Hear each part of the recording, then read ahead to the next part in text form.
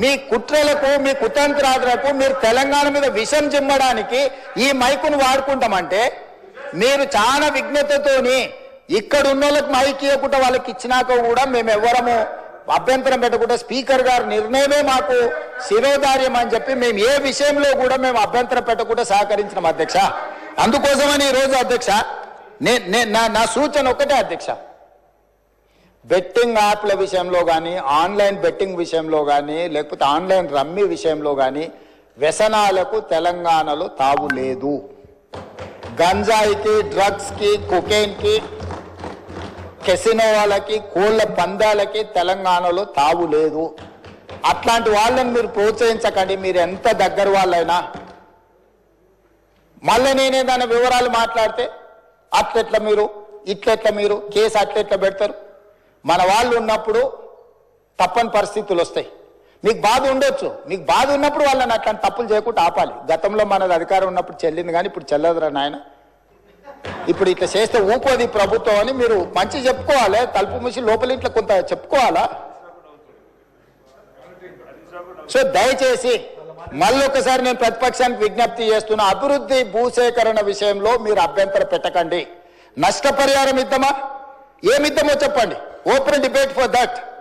భూసేకరణ విషయంలో భూమి కోల్పోతున్న వాళ్లకు బాధ ఉంటుంది, దుఃఖం ఉంటుంది. ప్రత్యామ్నాయం ఏం చేద్దామో చెప్పండి. మూసి పరివాహక ప్రాంతంలో నష్టపోతున్న పేదలకు ఏమిద్దాము, ఒక మంచి కమ్యూనిటీ, ఒక గేటెడ్ కమ్యూనిటీ కట్టి వాళ్ళకి ఇల్లు కట్టిద్దామా, లేకపోతే వాళ్ళకి నష్టపరిహారం బాగిద్దామా, లేకపోతే ఫ్యూచర్ సిటీ రోడ్లో పోయే వాళ్ళకి ఏ విధంగా నష్టపరిహారం ఇద్దాము, లేకపోతే ఫ్యూచర్ సిటీలో భూసేకరణకు సంబంధించి ఎంత నష్టపరిహారం ఇద్దాము, లగచర్లలో పేదవాళ్ళ భూమి పోతే ఏమిద్దామో చెప్పండి. ఇది ప్రభుత్వ ఖజానాలో నుంచి ఇచ్చేది. ఎవరు వాళ్ళు కానీ నేను కానీ ఎవరు మన ఇళ్లలో నుంచి తీసిస్తలేము. ప్రభుత్వ ఖజానా నుంచి అభివృద్ధిలో వాళ్ళు సహకరించినప్పుడు వాళ్ళకు రూపాయి ఎక్కువ నష్టపరిహారం ఇచ్చి వాళ్ళని ఆదుకునే బాధ్యత మనది. వాళ్ళకు ఉపాధి కల్పించే అవకాశం ఉంటే వాళ్ళకు ఉపాధి కల్పిద్దాం. వాళ్ళ కుటుంబాలకు ఉద్యోగ అవకాశం కల్పించేది ఉంటే ఉద్యోగ అవకాశం కల్పిద్దాం. కానీ భూసేకరణనే మేము అడ్డుకుంటాము, మేము ముందుకే పోనీయము. వేసిన మీ దాంట్లోనే తీసుకోరు. కరెక్ట్, మంచి క్వశ్చన్ అడిగాడు. మల్లన సాగర్లో కేసులు వేసిన ఆయన వాళ్ళ దాంట్లోనే తేలేడు. పాలమూరు రంగారెడ్డిలో కేసు వేసిన ఆయన వాళ్ళ దాంట్లోనే తేలేడు. వీరం హర్షవర్ధన్ రెడ్డి కేసు వేసిండు అధ్యక్ష పాలమూరు రంగారెడ్డిలో. ఎంబడే అక్కడనే పక్కన కూర్చున్నాడు అధ్యక్ష. సభ్యుడు ఇక్కడ లేడు. కానీ కేసులు వేసిన వాళ్ళని మొత్తం లిస్టు తీద్దాం. కేసులు వేపించింది వాళ్ళే, కేసులు వేపించింది వాళ్ళే, చేర్చుకునేది వాళ్ళే. రాష్ట్ర అభివృద్ధిని అడ్డుకునేవాడు, కేసులు వేసి అడ్డుకున్న వాళ్ళను మీరు ఎట్లా కండువ కప్పారు అధ్యక్ష? ఎట్లా పార్టీలో చేర్చుకున్నారు? పార్టీలో చేర్చుకున్నారు. బీఫామ్ ఎట్లా ఇచ్చిండ్రు అధ్యక్ష? మళ్ళీ ఎలక్షన్లో ఎట్లా ఇచ్చిండ్రు అధ్యక్ష? అంటే ఇప్పుడు ఎట్లా మాట్లాడతారంటే 2014 నుంచి ఒకే చట్టం ఉంది కదా అధ్యక్ష. స్పీకర్ పదవి ఉంది, విప్పు పదవి ఉంది, ప్రతిపక్షమే ఉంది. ఆనాడు ఎమ్మెల్యేలు మారితే మీరు మంత్రులు చేశారు. కనీసం మేము అట్లా కూడా చేయలేదు. మారలేదట వాళ్ళు. మేము మారనే లేదు, ముఖ్యమంత్రిని అభివృద్ధిలో కలిసి వచ్చినామంటారు. మీరు మంత్రులు చేసిన వాళ్ళు డిస్క్వాలిఫై కాలేదు, ఉప ఎన్నికలు రాలేదు. బాజాప్తా గవర్నర్ దగ్గర పోయి మంత్రులే చేసి 5 ఏళ్ళు మంత్రి, 10 ఏళ్ళు, ఒక ఆయన 8.5 ఏళ్ళు, మా అక్క 4.5 ఏళ్ళు మంత్రి చేసింది. ఎన్నడూ ఉప ఎన్నికలు రాలే. కానీ ఇప్పుడు ఉప ఎన్నికలు వస్తాయి. వచ్చే వారమే ఉప ఎన్నికలు అంటారు అధ్యక్ష. ఎట్లా వస్తాయి అధ్యక్ష? చట్టం మారలే, న్యాయం మారలే, స్పీకర్ ఆఫీసు సేమే ఉంది, పాలకపక్షం ప్రతిపక్షం అట్లనే ఉంది, రాజ్యాంగం అసలే మారలేదు. ఇంకెట్లా వస్తాయి అధ్యక్ష ఉప ఎన్నికలు? నాకు అర్థం కాలేదు. ఏ రాజ్యాంగం ప్రకారం వస్తాయి అధ్యక్ష? డాక్టర్ బాబాసాహెబ్ అంబేద్కర్ గారు రచించిన రాజ్యాంగం ప్రకారము గత అనుభవాల దృష్ట్యా ఎప్పుడు కూడా పార్లమెంట్ ప్రాక్టీసెస్ అండ్ ప్రొసీజర్స్ అని ఉంటాయి అధ్యక్ష. చట్టంలో గ్రే ఏరియా ఉన్నప్పుడు గతంలో ఎలాంటి విధి విధానాలను ఆచరించారు, సాంప్రదాయాలు ఎట్లున్నాయని చూస్తారు అధ్యక్ష. 2014 నుంచి 2019, 2019 నుంచి 2023 వరకు ఏ సాంప్రదాయాలను ఈ సభ ఆచరించిందో అచ్చం గదే సాంప్రదాయాలను మనం ఆచరిస్తాం అధ్యక్ష. అంతే కదా అధ్యక్ష? తమరైనా నేనైనా సేమ్ సాంప్రదాయాలనే ఆచరిస్తాం కదా అధ్యక్ష. సో అందుకోసమని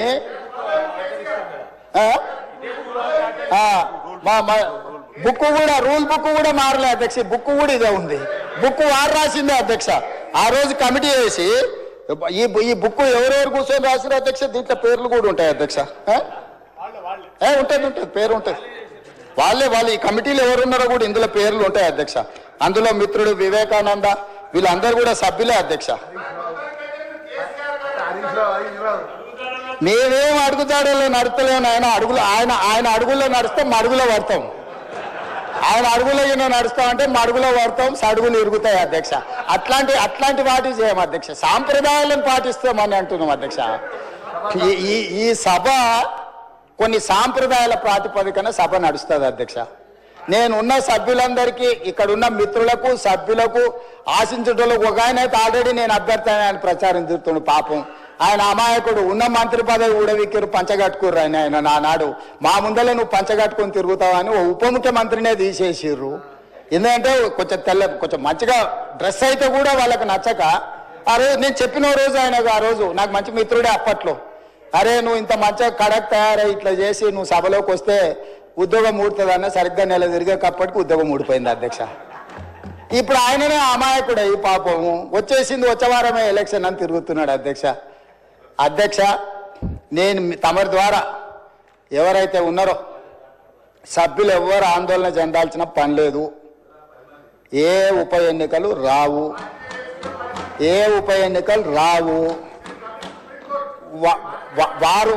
వారి ఉప ఎన్నికలు వారు కోరుకున్నా రావు. ఎందుకంటే ఒకవేళ వారు ఎటు వచ్చినా ఏ ఉప ఎన్నికలు రావు. అక్కడ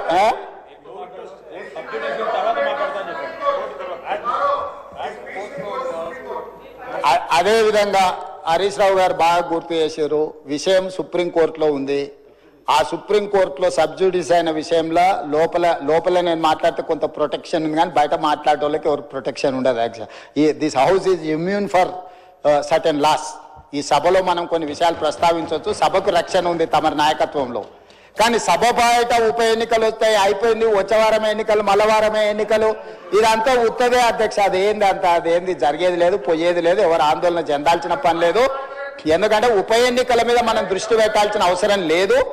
అభివృద్ధి మీద నేను ఎందుకు ఇవన్నీ విషయాలు చెప్తున్నా అధ్యక్ష తమరి ద్వారా అంటే, మా దృష్టి ఎన్నికలు ఉప ఎన్నికల మీద లేదు. మా దృష్టి రాష్ట్ర అభివృద్ధి మీద, రాష్ట్ర సంక్షేమం మీద, రాష్ట్రానికి పెట్టుబడులు తీసుకురావాలని, తద్వారా ఉద్యోగ ఉపాధి అవకాశాలు కల్పించాలని, శాంతి భద్రతలను కాపాడాలని, ఈ రాష్ట్రంలో ఎవరైనా తప్పులు చేస్తే వాళ్ళ పట్ల కఠినంగా వ్యవహరిస్తామని చెప్పడానికే ఈ అన్ని విషయాలు నేను ఇక్కడ ప్రస్తావించిన అధ్యక్ష. అంతకుమించి వేరే విషయం లేదు. అందుకే ప్రతిపక్ష పార్టీకి నేను సూచన చేస్తున్నా, మీ పట్ల మాకేం ద్వేషం లేదు. మాకెందుకు ఉంటుంది? ప్రజలు మిమ్మల్ని శిక్షించిండ్రు. ఇప్పుడు మీరు ఒక బాధ్యతతో కూడుకున్న సలహాలు సూచనలు ఇవ్వండి. తప్పకుండా వాటిని అమలు చేస్తాము. ఉప ముఖ్యమంత్రి గారు ప్రవేశపెట్టిన బడ్జెట్లో చాలా సహేతుకత ఉన్నది. మిగతా విషయాలు, చట్టాలు, సాంప్రదాయాలు మా శ్రీధర్ బాబు గారు అనుభవజ్ఞులు, ఎప్పటికప్పుడు బుక్ చూపిస్తూనే ఉన్నాడు, విషయాలు చెప్తూనే ఉన్నాడు. కాబట్టి దయచేసి అందరికీ నేను అడిగేది, అదేవిధంగా అక్బరుద్దీన్ ఓవైసీ గారు కూడా కొన్ని అంశాలను ప్రస్తావించారు. నేను వాటిని డీటెయిల్గా మాట్లాడతాను.